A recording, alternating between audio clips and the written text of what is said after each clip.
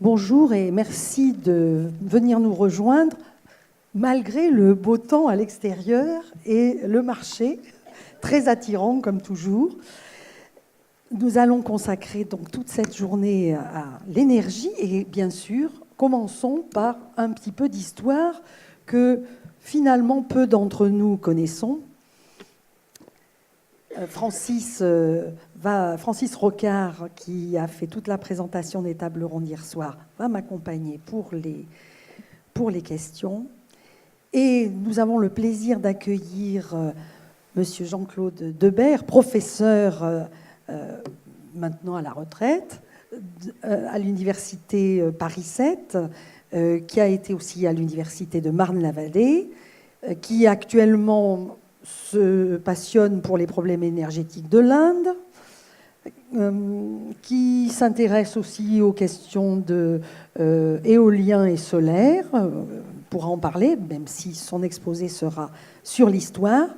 Il me confiait tout à l'heure au petit déjeuner qu'il avait commencé ses travaux après avoir eu son agrégation d'histoire dans ce qui est aujourd'hui des zones pas faciles du point de vue de l'éducation en Seine-Saint-Denis, et qu'il avait le bonheur de voir que nombre de ses élèves avaient, comme on dit, utilisé l'ascenseur social, avaient bien réussi, et l'invitait maintenant à des dîners qui le réjouissent parce qu'ils ont fait leur chemin dans la société française. Et à côté de lui, François Jarige, qui est maître de conférences en histoire contemporaine à l'Université de Bourgogne et membre du Centre Georges Chevrier. Vous commencez, Jean-Claude Debert, à nous brosser une fresque à la fois de qu'est-ce qui se passait dans les siècles précédents du point de vue de l'utilisation énergétique, mais aussi quelles précautions ou pas on prenait vis-à-vis de leur exploitation. Est-ce que cela causait des pollutions ou non? Je vous annonce que nous avons une petite heure, après quoi nous aurons une pause très courte avant de reprendre pour faire un état des lieux actuel de l'énergie en France et en Europe et dans le monde. Jean-Claude Debert, c'est à vous pour une dizaine de minutes. Très bien. Je vais essayer d'être audible et compréhensible. Alors, parler de l'histoire de l'énergie vraiment en 12 minutes, en France, je me limiterai quand même à la France, c'est une gageure, mais malgré tout, on peut quand même dégager un certain nombre d'axes, vous voyez, parce que finalement, jusqu'à la révolution industrielle et jusqu'au XXe siècle, l'énergie que nos ancêtres utilisaient. Pardon. Ça marche, hein? Ça marche. Oui, ça marche. Ouais. Et donc c'était l'énergie du bois, c'était l'énergie de l'eau, hein. D'où cette institution qui a été créée au XIIe siècle, qui s'est appelée les Eaux et Forêts. C'est une institution royale qui avait été donc créée pour gérer à la fois les eaux courantes, qui appartenaient à l'État. C'était le roi qui était responsable de tout ce qui était rivières navigables et eaux courantes. Et puis les bois, les forêts, qui étaient la source d'énergie principale, soit sous forme de bois de feu, soit sous forme de charbon de bois, enfin de bois de feu sans être transformé en charbon de bois, et qui permettait de faire toutes les activités industrielles qui allaient des forges à la mouture du blé, qui évidemment coiffait toutes les activités qui se sont évidemment développées par la suite et qui ont donné toutes les industries qu'on a pu connaître à la fin du 19e siècle, au 19e siècle et même au 20e, après évidemment, et qui se sont complexifiées aujourd'hui. Alors, ce qu'il y a, c'est que l'énergie, et c'est pour ça que j'avais intitulé mon exposé la gouvernance de l'énergie, c'est que l'énergie, c'est une catégorie que les physiciens ont définie, etc. On a effectivement une réflexion sur l'énergie avec Carnot au début du 19e siècle. Et puis, mais malgré tout, l'énergie est quelque chose de spécifique. C'est que le prix du bois, et à cette époque c'est le bois de feu, le prix du bois est socialement explosif. On sait que le prix du blé l'a été, 1789 l'a prouvé, le prix du pain, la guerre des farines, enfin il y a toutes sortes de troubles qui sont liés à la disette ou qui sont liés aux chertés, comme on disait à l'époque. Et donc il y avait quelque chose de sensible dans le prix du bois, et parfois même le prix du bois augmentait plus vite que le prix du pain. Et ça crée toutes sortes de problèmes, évidemment, dans l'approvisionnement et des villes, enfin des villes en général, parce que la campagne se fournissait sur place. Donc, le point de départ, c'est les eaux et forêts. Alors, les eaux, c'est à partir des Mérovingiens, c'est-à-dire vers le 7e siècle, que l'on installe des moulins à eau. Des moulins à eau qui sont des moulins, qui étaient de petite taille parce qu'on n'avait pas les moyens, le métal coûtant très cher. C'était des roues qui devaient faire dans les... Enfin, on en a retrouvé, les archéologues en ont retrouvé, qui faisaient donc 1 mètre, 1,20 mètre de diamètre et qui produisaient l'équivalent d'un demi-cheval vapeur à cette époque. Alors, ces moulins sont installés sur les domaines seigneuriaux.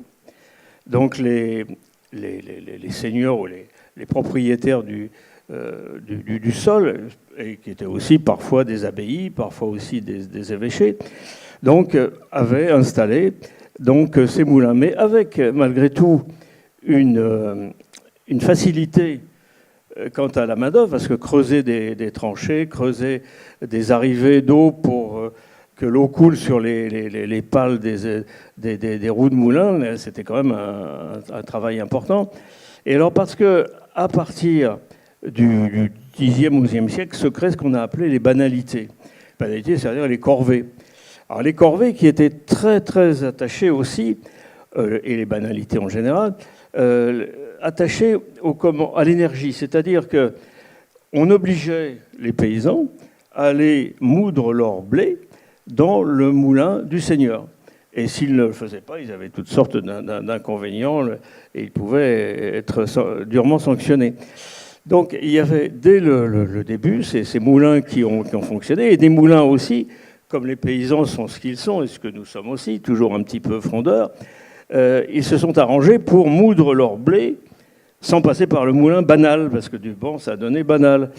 Et alors ils avaient des moulins à bras, des espèces de moulins qu'on trouve encore en Afrique du Nord aujourd'hui, c'est-à-dire des espèces de blocs de pierre arrondis et avec un manche pour moudre. Alors ça peut être la semoule aujourd'hui, mais nous on avait, enfin dans les campagnes, mais c'était évidemment quand un paysan était pris à avoir un tel moulin chez lui, il avait des gros inconvénients. On les cassait d'ailleurs, ces moulins étaient cassés. Il y a des endroits, c'est en Angleterre où il y a eu une fronde sérieuse vers le XIIe siècle, dans la région des Fens, où les paysans ne voulaient pas du tout passer par les moulins du Seigneur. Alors donc, vous voyez, les moulins, le bois. Alors le bois qui augmente de prix parce que la population s'accroît. Bon, il y a malheureusement aussi la guerre de 100 ans qui met un terme à cet accroissement démographique.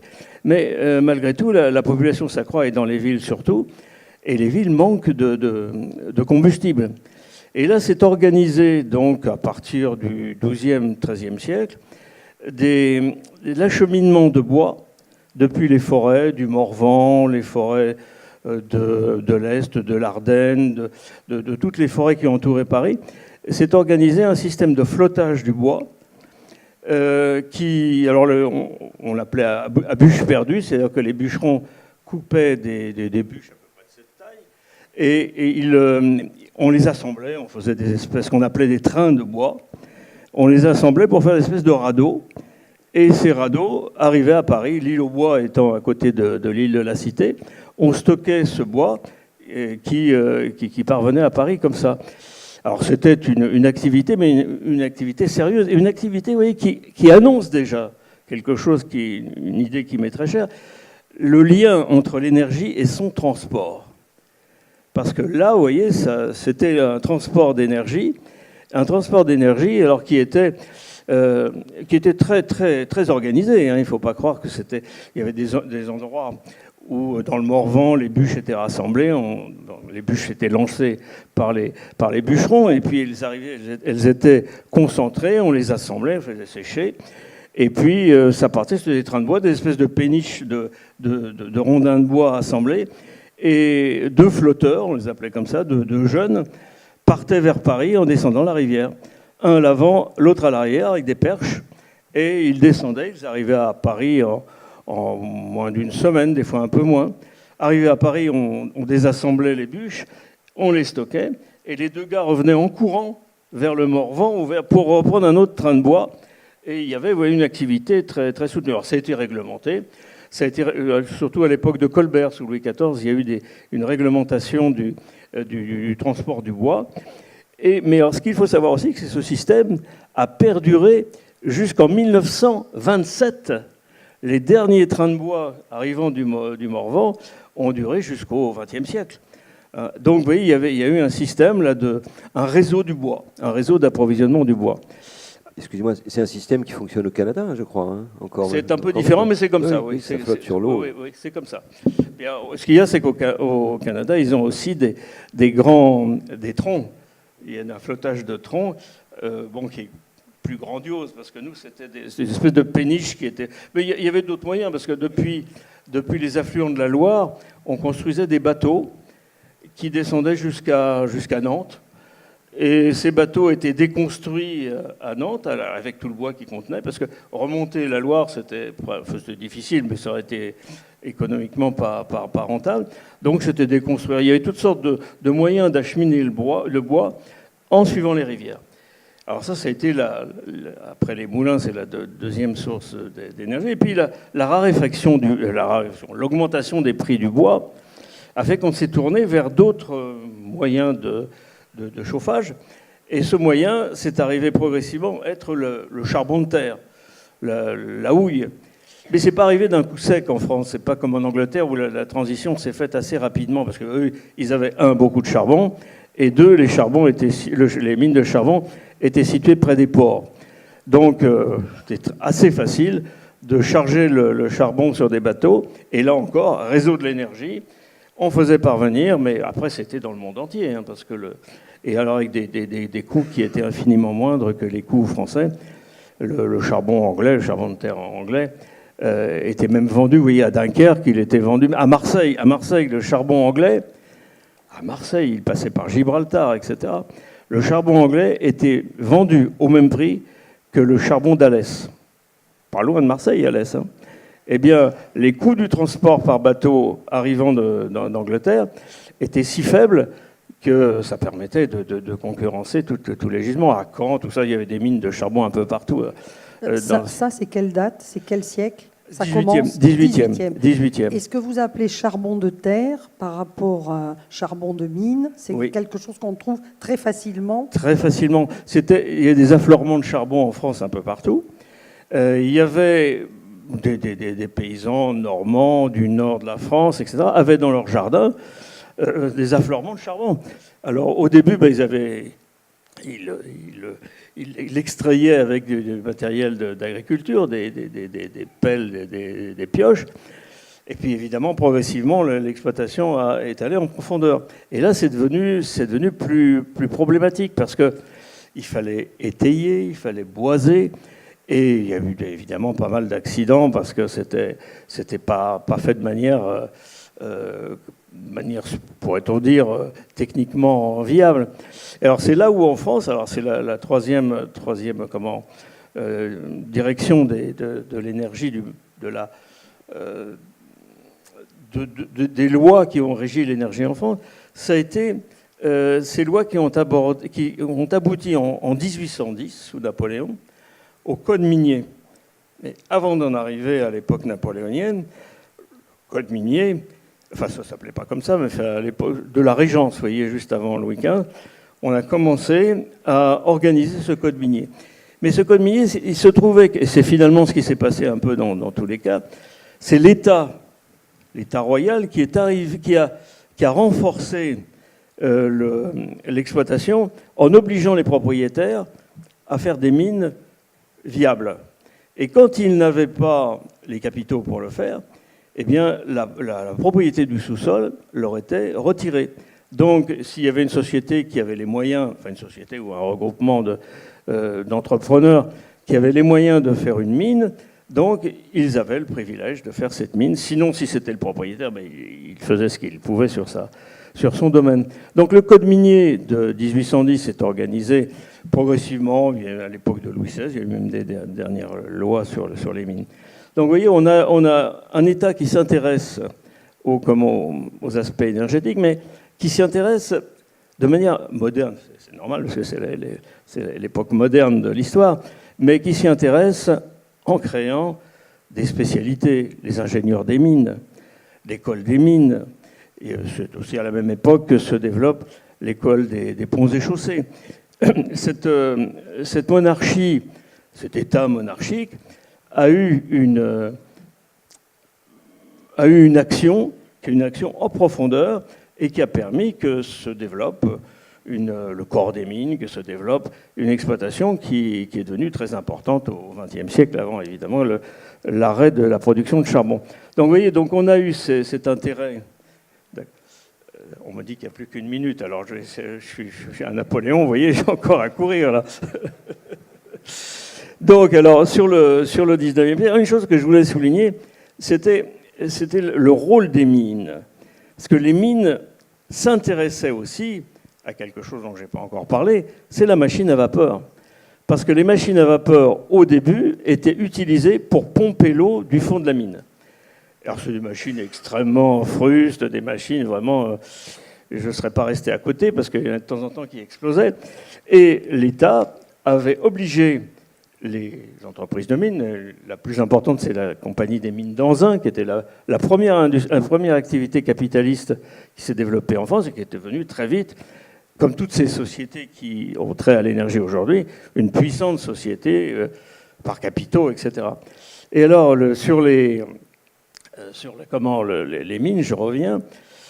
Comme les machines à vapeur avaient tendance un peu à exploser, je dis tendance, mais c'est sérieux, hein, c'était vraiment, ça arrivait. Donc il y a eu toute une réglementation qui était encadrée par les ingénieurs des mines. Et les ingénieurs des mines ont attribué un numéro à chaque machine. Et ce que nous appelons encore aujourd'hui les numéros minéralogiques, eh bien c'est la succession, c'est la suite de ces numéros de machines qui étaient attribués aux machines à vapeur. Et vous voyez, les numéros minéralogiques, on peut se demander aussi pourquoi les mines donnent des numéros aux automobiles. Ben voilà, c'est parce que c'était des moteurs, et les moteurs ont passé de la vapeur à l'essence. Alors bon, là, si vous voulez, pour le reste, je pense que mon voisin aura des choses à vous dire sur la transition du 19e siècle. Et puis après, si vous avez des questions à me poser, je pense que je serai très, très heureux de vous répondre.